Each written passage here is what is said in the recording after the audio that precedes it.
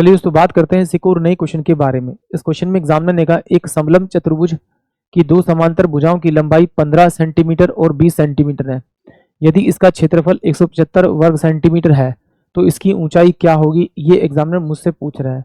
तो देखिए सबसे पहली बात तो आपको आपको ट्रेपिज्म के बारे में पता होना चाहिए। ट्रेपिज्म यानी कि समलंब चतुर्भुज दो प्रकार के होते हैं, एक समांतर भुजाओं वाला और एक होता है आपका समद्विबाहु यानी आइसोसेलेस ट्रेपिज्म।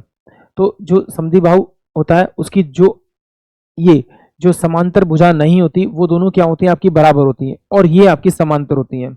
इसमें और उसमें सिर्फ यही अंतर होता है। अगर आपको इसके एरिया निकालने के फॉर्मूले के बारे में पता है तो आप इसे फिर आसानी से निकाल पाएंगे। फिगर को भी आप ड्रॉ करने की जरूरत नहीं है। कैसे, देखिए मुझे मालूम है कि समलंब चतुर्भुज का जो एरिया होता है उसकी दोनों समांतर भुजाओं को आप जोड़ दो और जोड़ के उसकी ऊंचाई से मल्टीप्लाई कर दो और 2 से भाग कर दो तो उसका क्षेत्रफल आता है।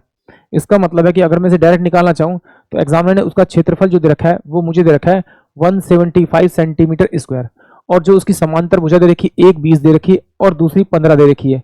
इसका मतलब है कि इन दोनों को अगर मैं जोड़ूंगा तो मेरे पास कितना बनेगा 35। तो इसे 35 से अगर मैं डिवाइड करूं और इसको मैं 2 से मल्टीप्लाई कर दूं तो ये मेरे पास में क्या आएगी, समलंब चतुर्भुज की हाइट यानी ऊंचाई आ जाएगी।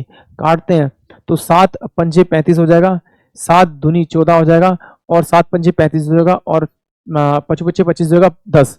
यानी कि ऑप्शन जो बी होगा वो इस क्वेश्चन के लिए करेक्ट होगा। आप इस तरह से डायरेक्ट निकाल सकते हैं। कैसे, जरा देखिए एग्जामिनर ने एक साइड दी आपकी इसकी 15 और दूसरी साइड दे रखी है आपकी 20 और मैंने माना कि इसकी ऊंचाई जो है वो h1 है। तो समलंब चतुर्भुज में क्या होता है, इन दोनों भुजाओं का आप जोड़ करेंगे तो ये आएगा 35, इनटू में आप इसकी ऊंचाई लेंगे और अपॉन में 2 करेंगे तो ये इसके क्षेत्रफल के बराबर आएगा। एग्जाम में दिया 175, तो इसे काट लेते हैं तो 5 सत्ते 35 और 5 तिया 15 और 5 पच्चे 25, तो 5 सत्ते 35 होगा तो h इक्वल टू कितना हो जाएगा आपका 10। यानी कि ऑप्शन बी इस क्वेश्चन के लिए करेक्ट होगा। आई होप आप सभी को क्वेश्चन समझ में आया होगा।